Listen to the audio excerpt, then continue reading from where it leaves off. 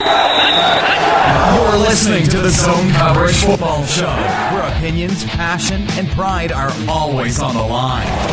Live from Tees Towers, here's your host, Mark Tees.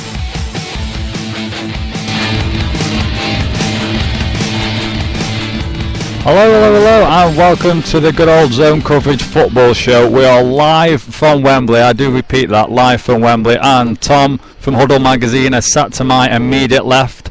If you do hear some random hustling and bustling, that will be the one mic that we are passing between ourselves, because as ever, I am ill-prepared.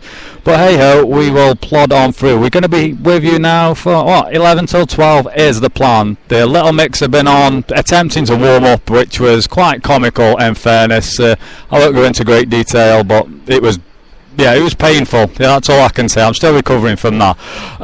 But the plan for the show today basically is a little bit of news that I've picked up over the course of the last week. I don't know if we're going to go, what is it now, the hot route, if we're going to go down that road.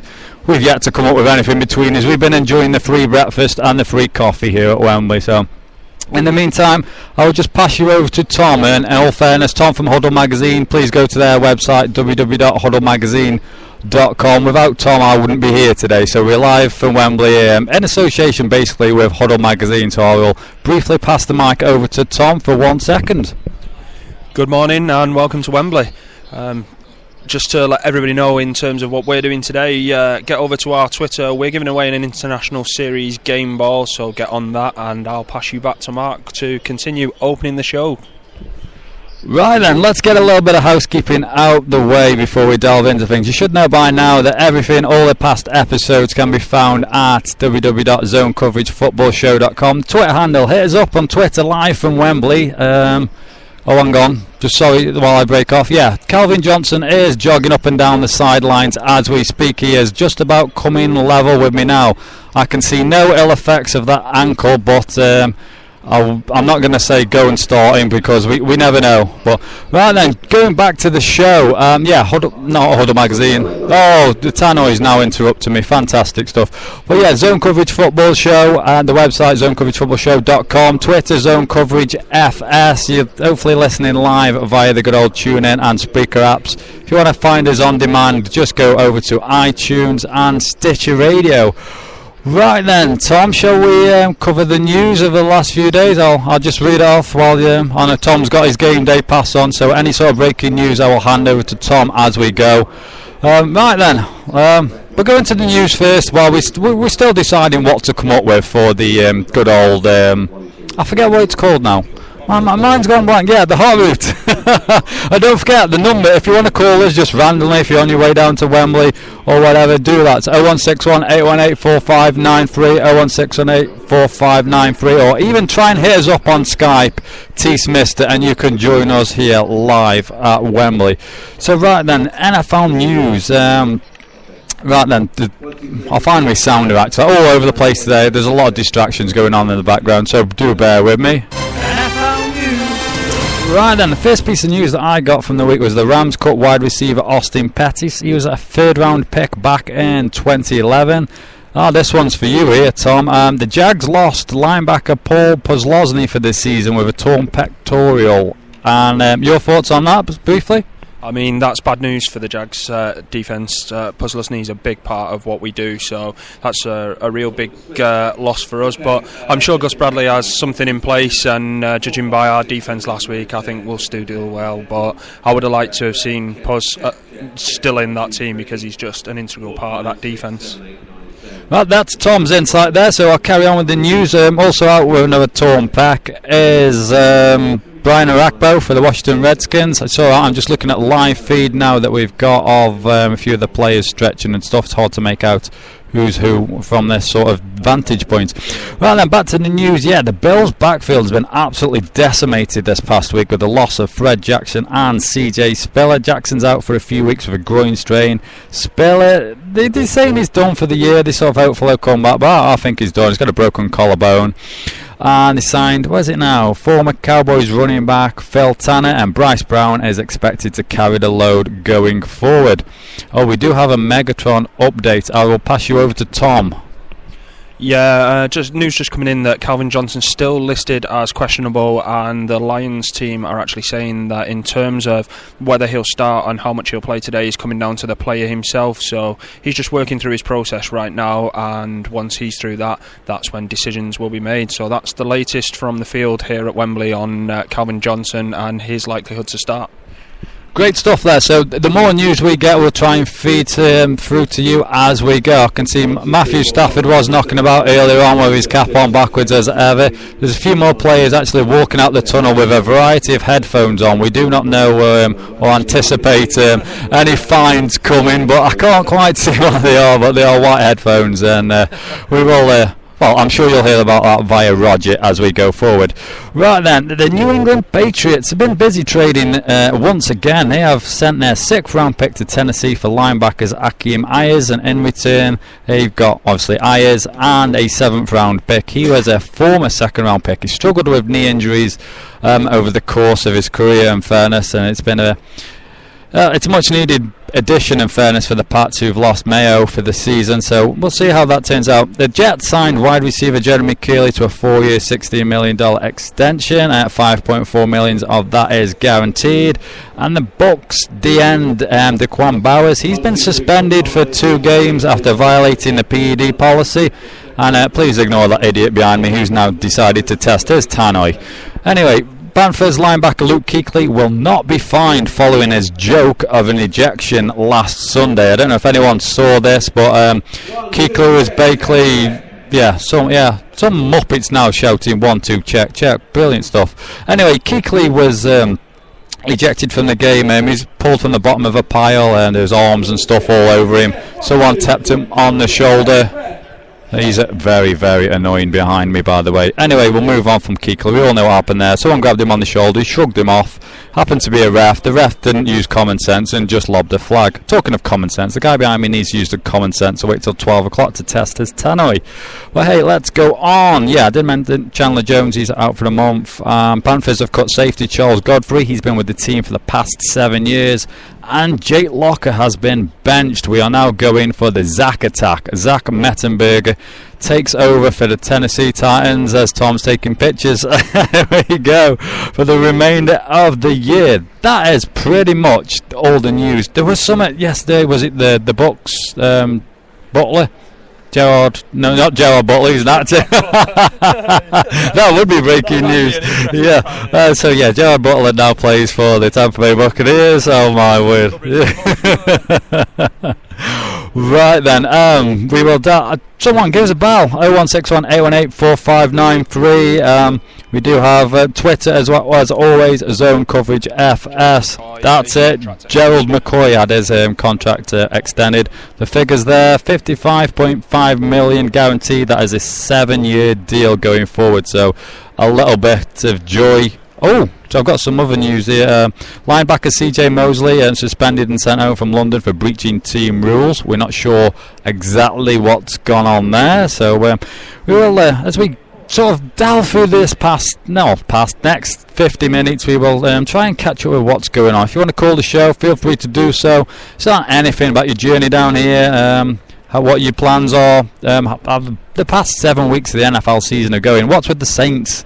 Anyway, the Saints are all over the show at the moment. Lions stage a nice comeback against them late on. I did find an interesting fact out about Matthew Stafford. He's thrown something like 18 interceptions in his last 9 home games. So there's even hope for us Jets fans with Geno Smith with that stat there. So I'll just pass you over to Tom if you want, Tom. Any sort of input or insight you want to mention moving forward? There's no real news other than that we've covered so far. As I say, my breaking news was kind of the Megatron update that we've given you. In case you've just tuned in and missed that, Megatron's out running around the field. He's still listed as questionable for the game, and he'll make the decision himself as to how much he can or cannot participate. And then just really covering the things that we said about CJ Mosley being sent home. We're going to try and find out more information pre-game to that, possibly not before the show ends, but keep an eye on both Zone Coverage FS Twitter-wise and Huddle Magazine Twitter-wise, and if we get anything, we'll get that out to you guys. Right, brilliant stuff. So Tom's going to keep us updated as I frantically and furiously press just a a host of buttons, and fingers crossed that we're actually on air, because I've not heard off anyone on Twitter at the moment. So as anyone out there on Twitter, give us hit us up on Twitter, just your thoughts. How do we even sound? Are we okay? Does it sound good? Just keep going and let us know what the crack is there. I come across an interesting article actually the other week from if I can just find it now, my notes seem to be struggling once again, as you can imagine. Here we go. Right then, this article was on rantsports.com. It was titled 20 NFL facts that every fan should know. So I'm going to rattle through these. I'm not sure if Tom's going to be aware of these, and to me there's a few of them that picked my ears up, from fairness. I was like, wow, really? So here we go. Here's a list I have. We had the Vince Lombardi trophy. It cost $25,000 to make, and that takes a week to make the trophy. Second little thing they got on the website here, 78% of players will be bankrupt within 2 years of retirement. That's a scary thought.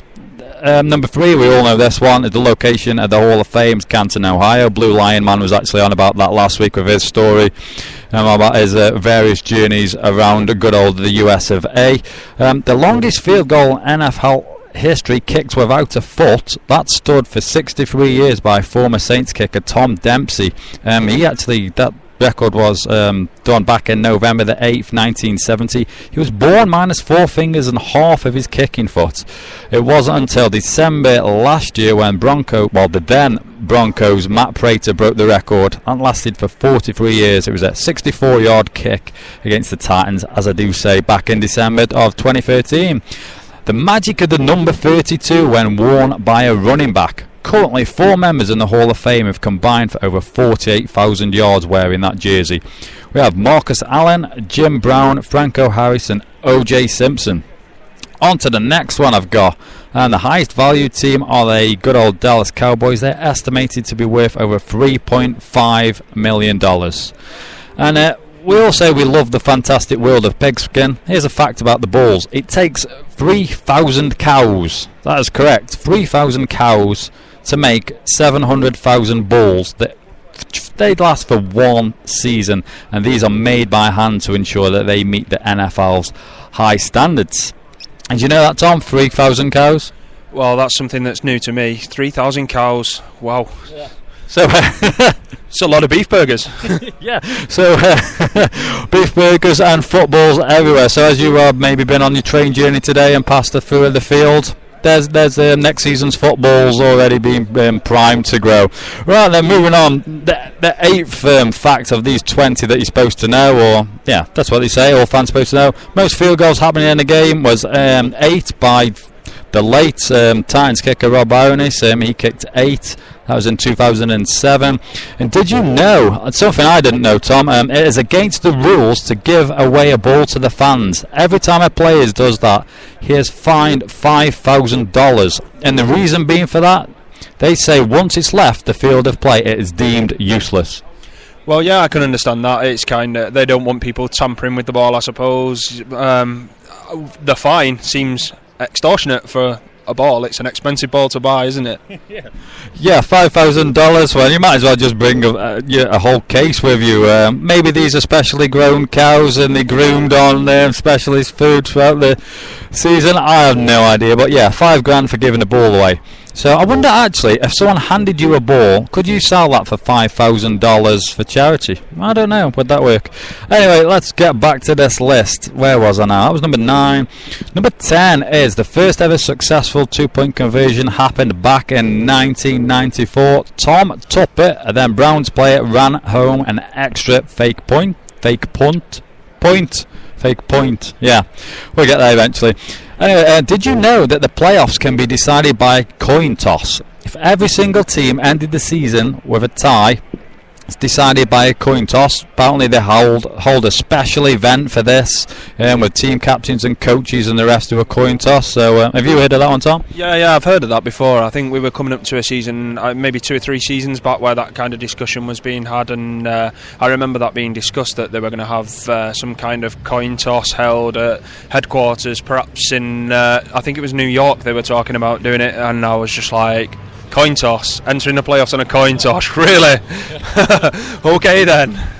In all fairness now, if someone said to me you could enter the playoffs as a coin toss, as a Jets fan, I'd happily take that right now. I'll take that as a Jaguars fan. Tom's backing me up on that one.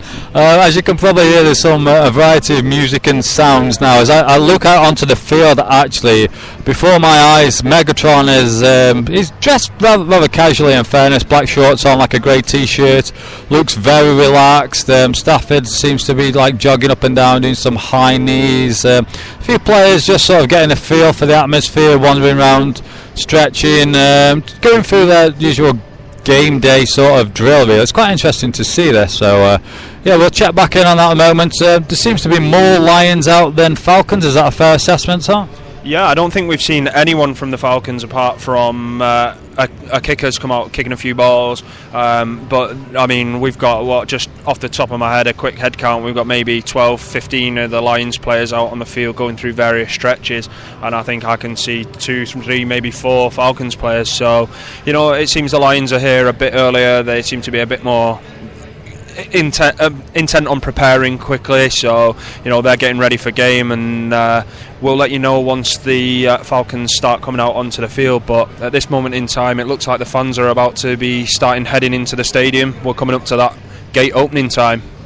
Yeah, so like Tom said there, we will check in. We'll give you the sort of live feed, how it's going down here as we stand. There's quite a lot of stewards milling around and stuff at the moment. But yeah, I reckon he's still in the changing room. Matt Ryan's probably bored him to death and they're half asleep, because if anyone has seen Hard Knocks, he's hardly... that's the right way in saying this. Not very charismatic, is he? That's the word I was looking for. Charismatic, yeah. Anyway, back to this list. Where were we? We did the coin toss deciding the playoffs, yeah. Stat number 12 is the good old Green Bay Packers hold the most titles with 13 NFL championships, 9 prior to the Super Bowl era, and of course those 4 Super Bowls. Cornerback Charles Woodson holds the record for having 42 interceptions of different quarterbacks. Did you know, also going back to the ball point, the home teams provide game balls and they have to have 24 ready today. So that means the Falcons have had to fly 24 balls with them over the pond for this game today. Nice little segue there, if I do say so myself. Right then, the Bengals are one of the first teams to successfully run the no-huddle offense. That happened back in 1990. This idea actually originated at the college level by a quarterback, Paul Hubbard, due to the fact that he was deaf. He used sign language to hurry up his offense. We've not seen any... Well, we did see a few cheerleaders knocking about earlier. They were doing that thing with Little Mix. That was cringeworthy. I need to eradicate that from my mind. Yeah, but the cheerleaders make between $50,000 and $70,000 a game. All right, it sounds like we do have some news there about the microphone stuff, so I do appreciate that there. I'll back off a little bit. I've got it right under my chin. I wasn't sure how it'd work, but hey ho. Right then, yeah, the cheerleaders, they make about $50,000, $70,000 a game. Most of that becomes via public appearances, and it's in their contract that they are not allowed to socialise with players from the team that they cheer for. So yeah, if you are playing for a team, you can't basically fraternise with one of your own, but road games, I would imagine, could be very interesting. Anyway, moving on. That's the mind sidetrack there. Where are we now? The only athlete to score in 2 different leagues in the same week is Hall of Fame cornerback Deion Sanders. He scored a touchdown one week and hit a home run. This all happened in the same week. The worst season ever, as we segue again, happened back in 2008 with the good old Detroit Lions going 0-16. And as we are on keeping that theme going with the international series, the worst season, not the worst season, the first game ever outside the USA was in '76 in Tokyo between the Cardinals and Chargers. Right, the last one I've got on this list of things that you're supposed to know. I hardly know any of these, in fairness. And players' names on jerseys happened in the 1960s. This came about due to complaints by coaches. They reckon that they couldn't keep track of certain athletes by the number alone. So right then, any more sort of news on that going forward, or is the mic check any better than it was?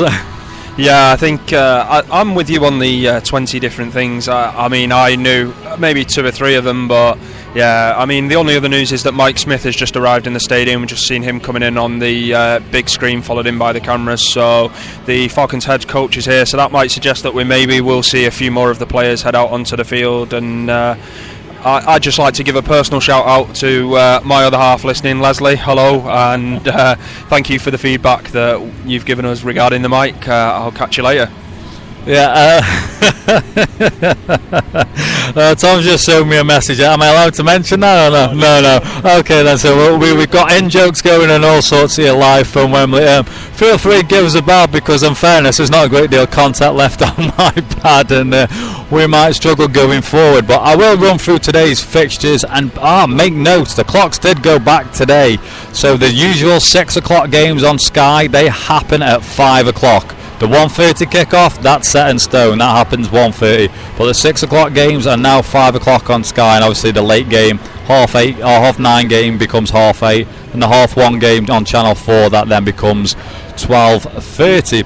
So right then we had the Denver Broncos, they beat the Chargers 35-21, that happened Thursday night football. And then today's fixtures, again, 5 o'clock. For us this side of the pond, Buffalo Bills travel to my Jets. Obviously Lions Falcons is the 1:30 kickoff. We have the St. Louis Rams against the Kansas City Chiefs. We have the Houston Texans at Tennessee Titans. Minnesota Vikings travel to Tampa Bay to take on the Bucks. We have Seattle. Seattle seem to have they're struggling at the moment. Tom, can I get your thoughts on Seattle in fairness? Yeah, I mean, it was something that we mentioned in the magazine in the pre-season preview that we did in around all 32. They seem to have lost a lot of pieces in terms of making the salary cap, and their draft wasn't exactly the greatest in terms of replacing those pieces. And we sort of said that Seattle were going to struggle, and initially we were kind of proved wrong with the strong start that they had. But now that things are kind of evening themselves out across the game, it seems that struggle's starting to happen. And certainly in the case of Seattle, I think it's obvious for everybody to see that they're not quite firing on the same kind of cylinders that they were firing on last season. You know, there are teams coming in there that maybe last season you would have just said they're going to absolutely dominate, that are now in with a chance against Seattle. So, you know, it's a kind of a big change, and you know, I don't think any of us would have been sitting here pre-season. I mean, we did the pre-season preview, but I don't think any of us were sitting thinking Arizona would be topping that division, and certainly the San Francisco and Seattle were maybe not looking like going to the playoffs. So, you know, a kind of big changing of the guard over that side, but sort of expected from my part, certainly on Seattle's basis. So, you know, I don't want to sound too much as though blowing our own trumpet, but you know, it's something that we kind of expected, and we were quite surprised to begin with that it didn't happen. And you know, we thought, well, you know, this is a big one that we've got wrong, but it just seems to be panning itself back out now, and Seattle seem to be having those few problems that we kind of anticipated through loss of players. Well, so that's Tom's insight there, and I think he was completely unaware that some random Detroit Lions fan, that man in the cap down there, was taking a picture of us while we were, so I don't know who that is. If we can sort of make some contact with him, that'd be interesting. Might hand him a business card, in fairness, for the show, so we need to find out who that was. There's no chance he's obviously listening because he's in the stadium. As I do mention it, a few fans are starting to filter in now. I can see a Jerry Rice jersey, there's a Troy Polamalu and a Brandon Marshall jersey sat in front of me. A few Calvin Johnson jerseys, Reggie Bush, obviously a few Falcons jerseys knocking about now. I've seen a variety. I actually saw a Michael Vick jersey. I mentioned this to Tommy as I was walking towards the stadium. A Michael Vick jersey, but a Falcons Michael Vick jersey. So, yeah, there's a bit of everything. And for my good old Jets pals that are listening in, I've seen a Sanchez, a Vick, and a Wilkinson jersey. So everyone's got the colours on. The mood is... The moves anticipation and excitement. So yeah, let's go back to the fixtures. I don't even know where we were. We were talking about Seattle Seahawks. Yes, they travel to the Carolina Panthers today to take them on. We have the Baltimore Ravens at the Cincinnati Bengals. That is your 5 o'clock game on Sky today. The Chicago Bears, and Jay Cutler's been absolutely woeful. There's a lot of reports coming out of Chicago after their defeat to the Dolphins last week. So, a lot of shouting and general unhappiness within the locker room. or the Bears imploding. Any Bears fans out there, you've still got time to give us a bell. 01618184593. Even Skype, T-Smister, that is TEECE Mister. And Twitter as well, Zone Coverage FS. Oh, we do have a tweet actually. From Toon Time, he says the mic's much better, so appreciate that, everyone that's getting in touch. I'm amazed that we actually are on air, in fairness. So right then, where do we go now? Yes, we had the Chicago Bears at the New England Patriots, Philadelphia Eagles at the Arizona Cardinals. That is your later game on Sky at 8:05. We then have the Oakland Raiders at the Cleveland Browns. We do have a stat about the Cleveland Browns. Tom, if you want to, I'm going to throw you under the bus there. Yeah, just as I was sending a message on Twitter. Stat about the Cleveland Browns. Yeah, Peyton Manning has actually now thrown as many touchdowns as the Cleveland Browns have since, get this, 1983. So, and bearing in mind that Peyton Manning's had a year off in that period that he's been playing too, if he throws more touchdowns than the Browns today, which could well be, I mean, it's not unfeasible that he could throw more touchdowns than the Browns given their performance last week against the Jaguars. If he throws those more touchdowns today, he will have thrown more touchdowns than the Cleveland Browns have since 1983. So that one courtesy of a podcast in Australia, but yeah, what a stat that is, Mark? Yeah, it's good stuff. Scary, actually. You could argue that the Cleveland Browns have actually been on a bye for the last 20-odd years, and never mind Peyton missing that 1 year. So that is shots fired to the Cleveland Browns fans. Feel free to hit us up on Twitter, Zone Coverage FS 0161 8184593. And yeah, we're just checking in on Twitter, Zone Coverage FS, Dundee NFL, the guys over there. There's going to be no Fantasy 5 at 5. Obviously, we're going to be nowhere near 5 o'clock when we're on air. And Simon's fallen ill as well. I'm sorry, I've been interrupted by Twitter. I'll just hand it over to Tom. Yeah, I've just been interrupted on my Twitter by hello out there to Terry Lander who's listening. Thank you for the tweet in about Wilson. So yeah, well done on that one. And you know, the feedback comes in either to Mark or to myself. We'll get you read out on air. So keep tweeting us and keep calling in. That's great stuff there. Yeah, as I was saying there, the guys from Dundee NFL usually do the Fantasy 5 at 5. We're not going to be giving you any fantasy advice apart from the legendary sort of status that Start All Giants, and last week I think we eclipsed that with Start All Browns. So yeah, go and do that, and any questions about your fantasy football actually leading up towards kickoff, head over to Dundee NFL on Twitter. Tweet at the guys there, Simon, Martin and Russell. And as I was saying, Simon's not very well, he can't make it on the show, and everyone else is sort of busy at the moment, so very busy there. But I do appreciate what the guys do coming on and giving the fantasy advice, so feel free to tweet them. That is Dundee NFL, and they dropped a podcast this week as well with Channel 4's Mike Halson on there, so please go check that out. Again, if you want to get on the show, just we've got half an hour. Still got half an hour to go. Seems to be time's. Time doesn't seem to fly. No, time is not flying. As people come in with what them people wearing on their heads. They've got some like furry ducks. Two people have just walked in with. Lions. Oh yeah, but no, because it's got a falcon thing on the side. Oh, yeah. What is that? Like a furry. Yeah, it looks like someone. Basically, imagine like Chris Waddle's hair from World Cup '90. It's sort of similar with that, but it's got like a duck beak. Tom's actually left the show. He's going to take a picture now. So look out, go to Huddle at Huddle Magazine on their Twitter handle. That will be a picture coming.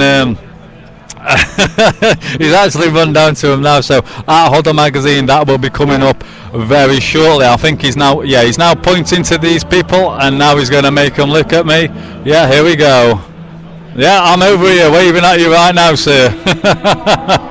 So yeah, expect a rather bizarre picture coming your way. Yes, and sorry Simon, I did throw you under the bus with the mention starting all Browns. So that's double the pain for you this week. Tom's now rushing back here with picture. What was that on their heads? Falcons hat. Oh, is it Atlanta Falcons hats? I'll put your picture in. Oh, so that beak is like that's supposed to be the beak of a falcon. Yeah, basically. Maybe a baby falcon. I don't know. That's very bizarre looking. Yeah. Well, anyway, Tom's going to tweet that picture out in a moment, so that is on Tom's Twitter handle @Huddle Magazine. I'll try and retweet that as we go, so keep the tweets coming in fast and furious on Twitter. That is Zone Coverage FS. So I check in, we do have a few notifications here. Sorry, Paul Sigsworth tweets him. It's bad seeing as it says show sounds all good, so that's good to know. Huddle Magazine have been tweeting out Tom. Yeah, a few retweets. Colts UK. So keep Ron Burflett as well. He mentions the show. Oh, also a shout out to Scott Larkin, who got in touch with me throughout the course of the week. John Bradshaw's tweeted into the show. Tom Marshall, sorry Tom that I couldn't meet you earlier. I had to come in and get the free breakfast and the coffee, mate. So Overtime Island as well. I was in a few tweets with those over the course of the week, and Biff Sweeney's also. Biff Sweeney asks this question actually. This was a few hours ago. Who are you backing today? I would like to say that I want the home side to win, but I mean, kind of seen them in Hard Knocks through the pre-season, and you kind of see the guys out there, and that's kind of tipped me towards the Falcons today. But in all honesty, who I want to win is the Falcons. Who do I think will win? The Lions, in all honesty. So it's going to be a bittersweet day for me, I think. But yeah, as I say, I'd like to see the Falcons come out and win this today. Yeah, I've stupidly missed the Twitter. Sorry, not the Twitter. The Skype popped up. We did have a phone call, and I missed that. So it's not a Skype contact that I'm familiar with. So if you can drop us a line back, I am now checking up on my Skype. So not sure who that was, but sorry, wasn't being rude. Genuinely missed it. I think I was possibly laughing at Tom going down and taking that picture there. I have retweeted that actually, so at Huddle Magazine and at Zone Coverage FS, keep that coming in. I'm struggling now, Tom. I don't know what else we've got to come up. We can go through the standings if you like, talk over about them. Let's have a look into we've got a call coming in. Hello? Hello, Mark. It's Marty. Hang on, just bear with me, Marty. I can't hear you. I can hear you now. Yeah, I don't want to interrupt too loud because I don't know how it's going to come across.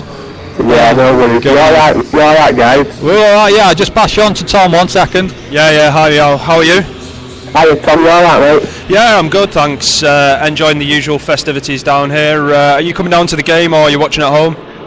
No, I'm going to be getting television on top there and getting battened down and getting some football.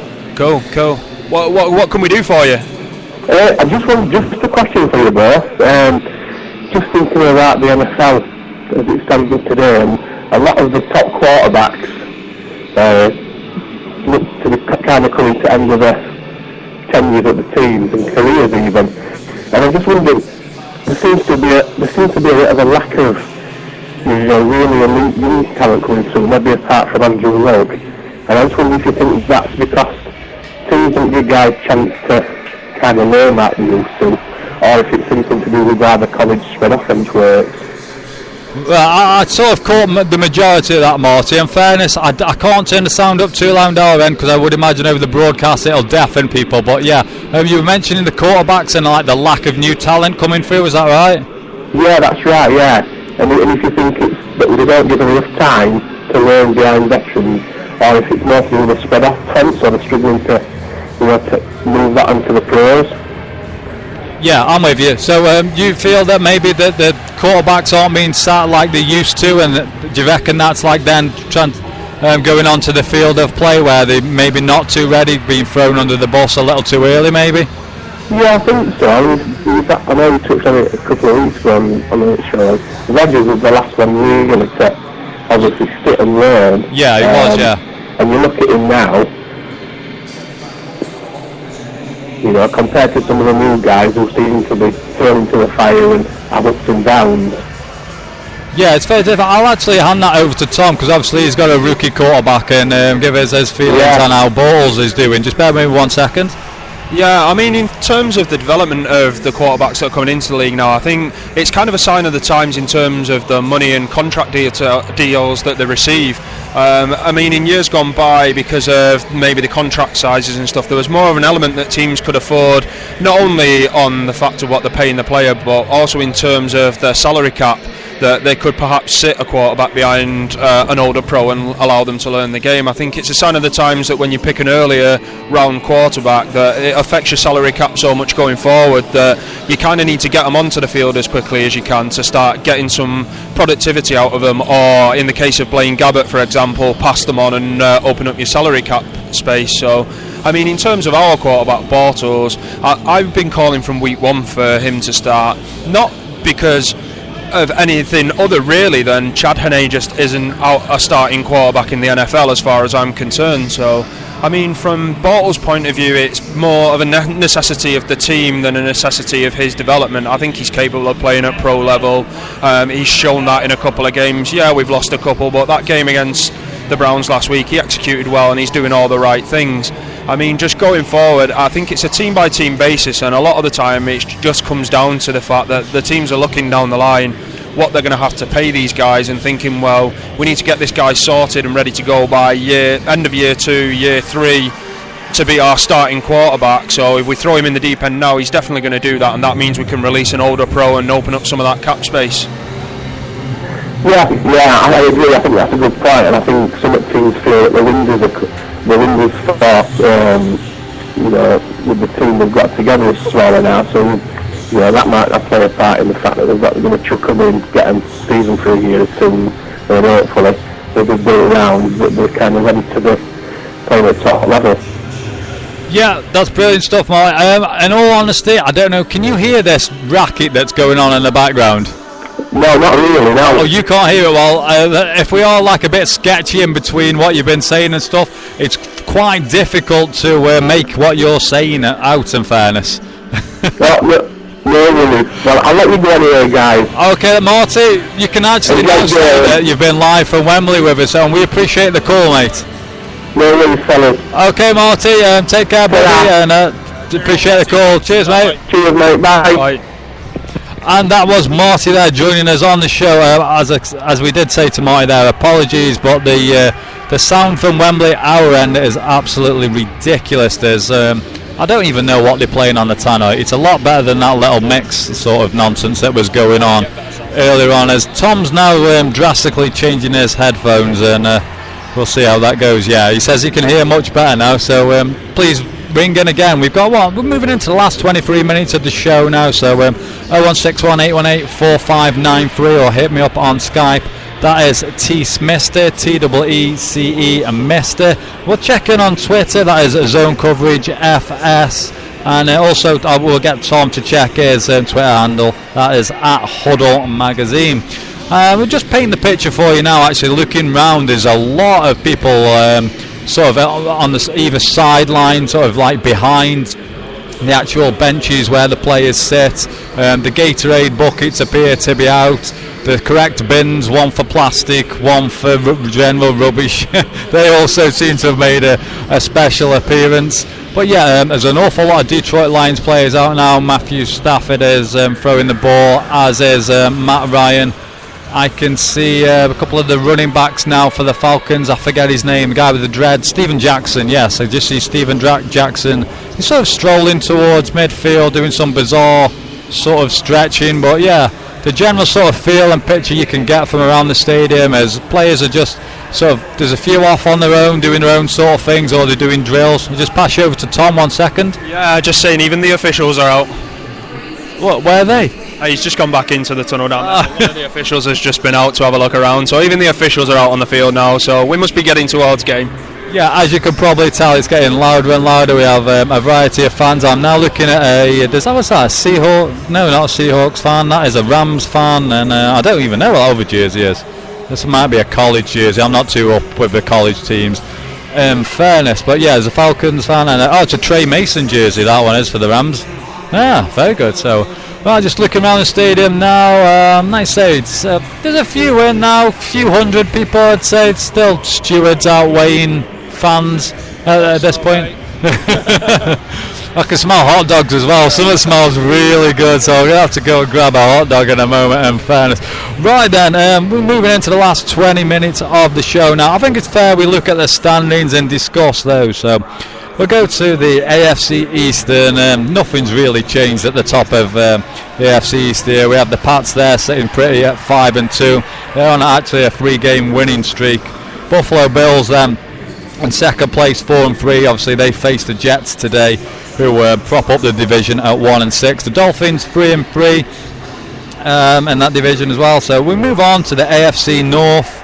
We got the Baltimore Ravens. They take on the Bengals today. Ravens sit pretty, 5-2, won the last 2 games. Bengals in somewhat of a free fall, would you say, Tom? Struggled last few weeks.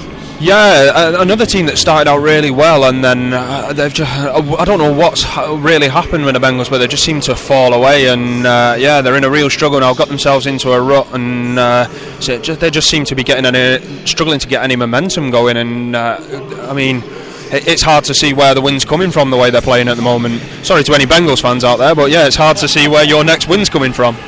Yeah, the main disappointment for me has been like the Bengals defence. It's not shown up, and I always thought that was a strength. They got one of the best all-round teams, in fairness. Right, another team that sort of baffled me, in fairness, Pittsburgh Steelers. Antonio Brown, I forget his name, the running back now, Le'Veon Bell.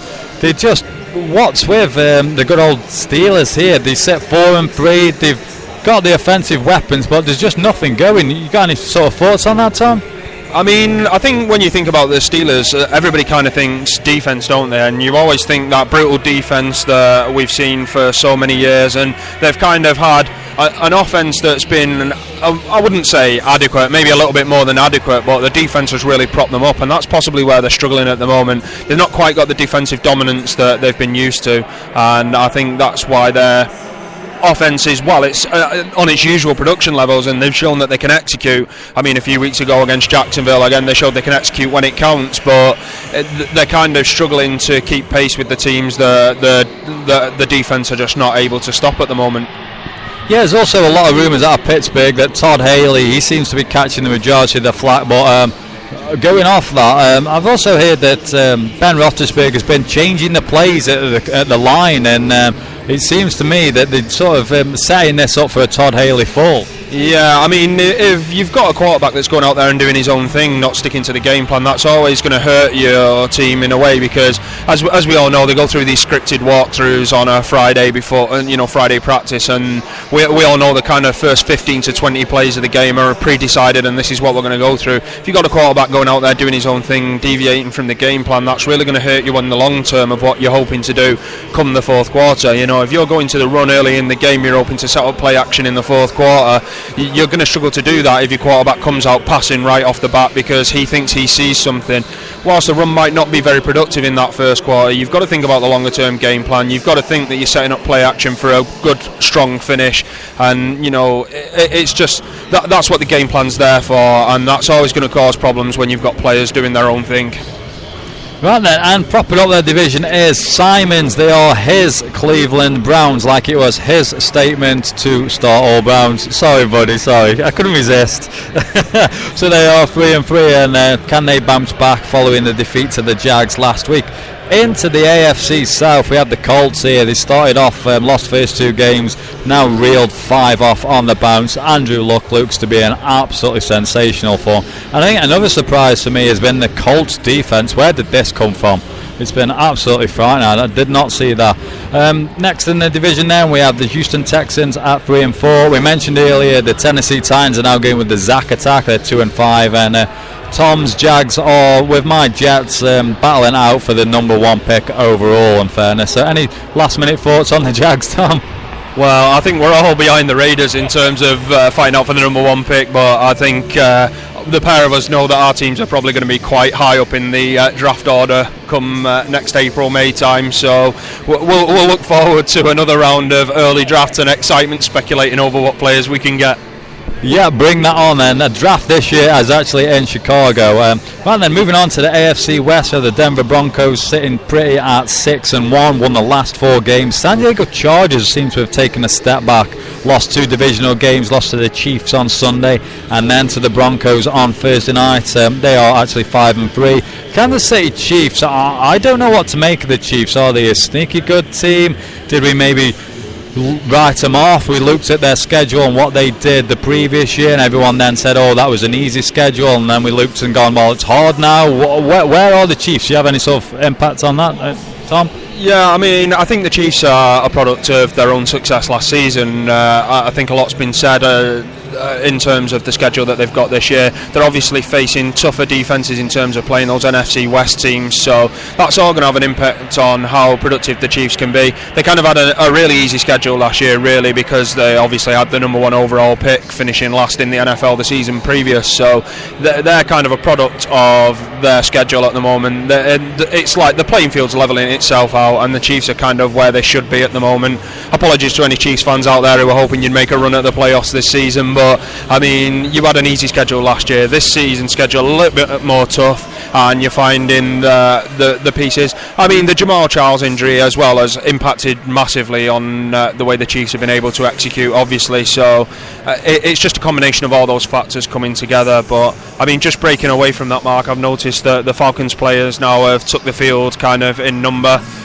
So I've just seen Matt Ryan chucking the ball around down there, and I can see Tyler Starr's big daft long blonde haircut with a beanie hat on in there in the middle. So yeah, the Falcons players definitely out on the field now. They're getting their warm up along with the Lions players who were already out. Just watching Golden Tate catch one in the end zone there, so hopefully we'll see that at this end of the stadium where we are at some point. Right, brilliant stuff. Right, then where were we? Yeah, that was the Chiefs we delved into a little bit there, so obviously propping up the division there and battling out with Tom's Jags and my Jets for the number 1 pick as the Oakland Raiders, who are 0-6, and I can't remember the last time the Raiders won. It seems like an eternity ago.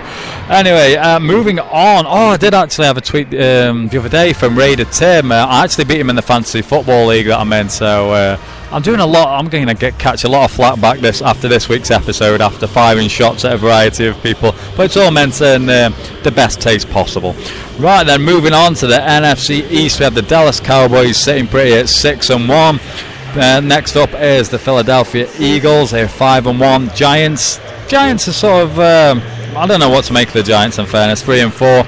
And Washington Redskins, who are just equally as bad a team as the previous bad teams mentioned, just they are 2-5. Into the north, we have today's team, the Detroit Lions, sat tied with Packers, actually a 5-2 record. Chicago Bears, them 3-4, and the Minnesota Vikings under the stewardship of the gloved wonder Teddy Bridgewater at 2-5. Looks like Tom wants to jump in there. Here's a poser for you. We've been talking about the draft and so forth, and you just mentioned the Redskins there. Here's one for you guys to call in the last 15 minutes.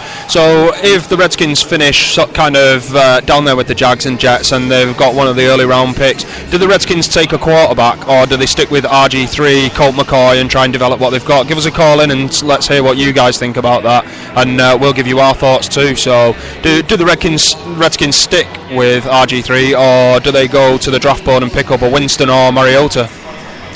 Interesting stuff that. I honestly don't. No, I'll leave it to Twitter and the phone calls if possible. So zone coverage, FS, or like I say, we've still got 13 minutes left before we wrap this bad boy up. That is 0161 818 4593. So where were we? Yeah, we just finished off with the Redskins in the NFC East. Looking into I've actually gone into the North. We've done that. We mentioned the gloved wonder. The NFC South. Now, this is a division that just, I don't know, there's some of the best players in the league actually reside in this division, but what is going on? The Panthers are top of this, 3-1. The Saints are 2-4. No one saw that coming. The Falcons, obviously today's team here at Wembley, if you've watched Hard Knocks, the message was there, toughness. I've not seen any of that. They're on about the fifth centre. The O-line is decimated. It's awful. I feel for Matt Ryan and the weapons they've got.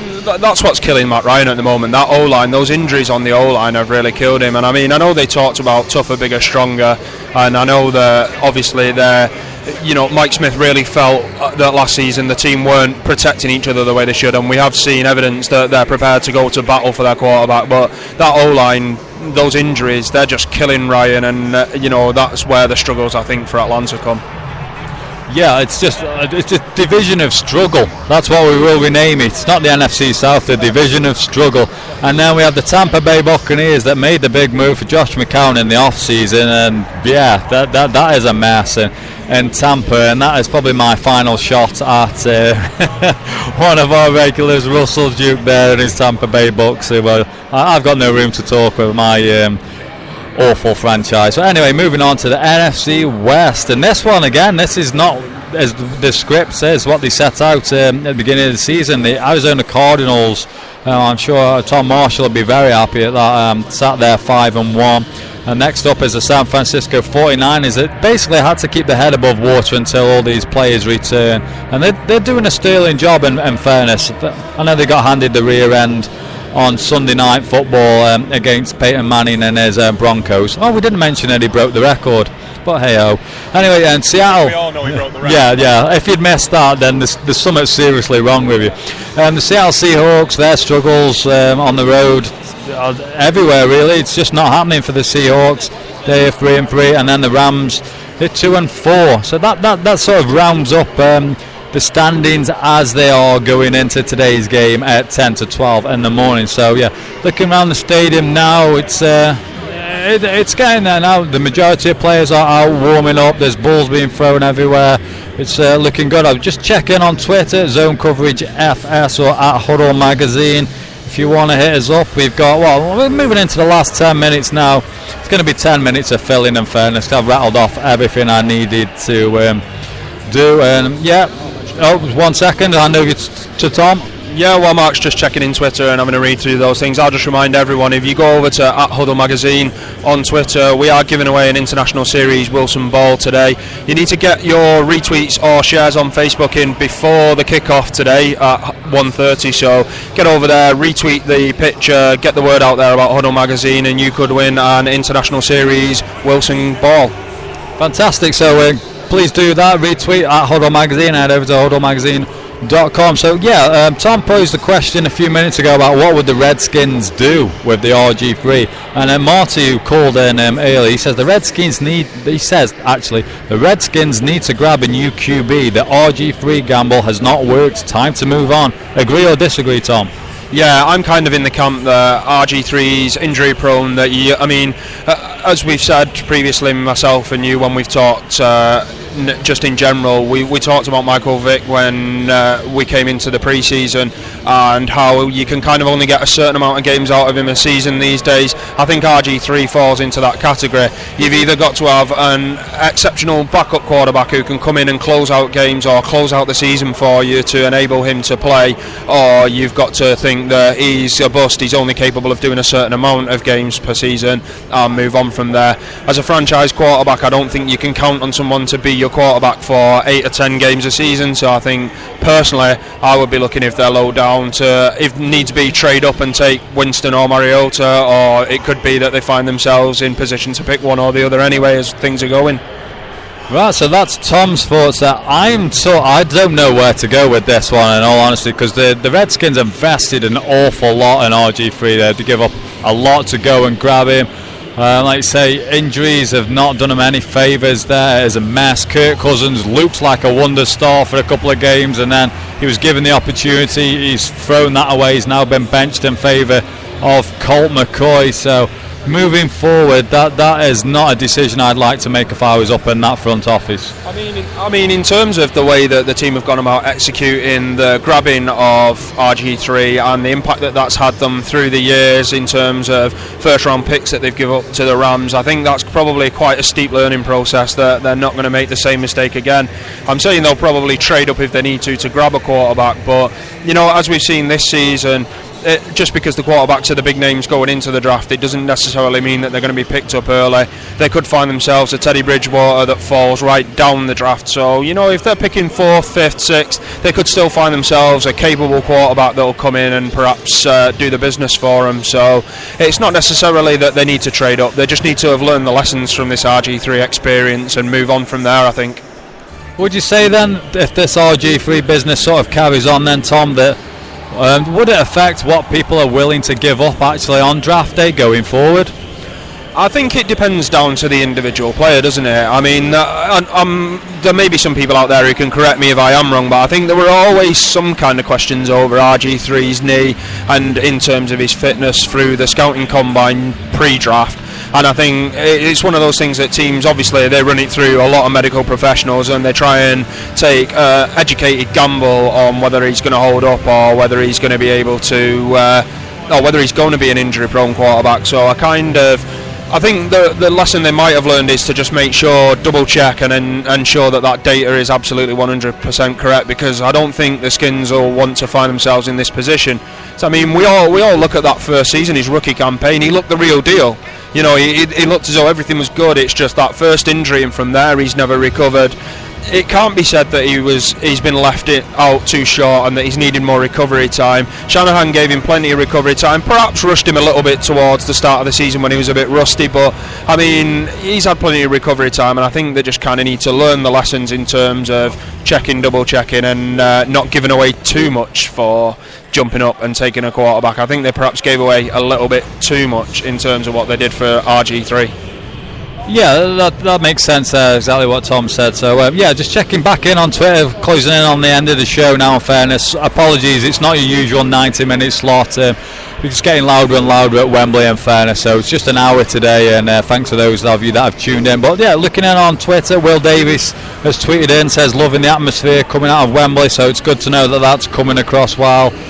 You've got 5 minutes, guys. If you want to tweet, shout out at Huddle Magazine. I'll get Tom checking on his Twitter in a moment, and at Zone Coverage FS. And one last plug as well for the guys over at Dundee NFL. Again, no fantasy football advice coming to you today, but please get over to hang on, we've got some breaking news on Calvin Johnson. Calvin Johnson will be inactive at Wembley.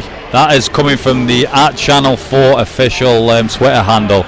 So yeah, you have it here now. Calvin Johnson will be inactive, which is quite surprising considering that we can see him on the 20-yard line catching balls that are being thrown to him. Yeah. So I mean, we're not entirely sure how much that is. As we said earlier, NFL Network reporting that he's questionable. He'll make the decisions of how much he'll play. I would have thought if he was inactive that he perhaps wouldn't have been on the field with his gloves on catching balls at this moment in time. So take that on as an advisory for now, coming out of Channel 4, and we're kind of waiting for an update on that. But keep tuned into Zone Coverage and Huddle on Twitter, and we'll try and clarify that for you over the coming hour. But it just seems a little strange to me, Mark. I don't know about yourself, when we can see the guy catching balls. Yeah, as we speak now, he's got a good arm on him, as Calvin Johnson. He's rifling it back there. He seems very relaxed. He's actually got his gloves on, just casuals in terms of what he's wearing. But he seems okay. And there again, he's just caught a ball from 20 odd yards, makes it look absolutely effortless. We saw him jogging up and down the line, and obviously game conditions are a hell of a lot different than just pondering around Wembley and stuff. Yeah, I mean, Ian Rappaport of NFL Network, he's just tweeted out as well, saying that Calvin Johnson is going to be given a month off with his high ankle sprain, and they thought he could withstand it, but he'll be out. So, and it's just coming through on my earphones now on NFL Network as well that he isn't active. So, yeah, so there we go then. That is breaking news.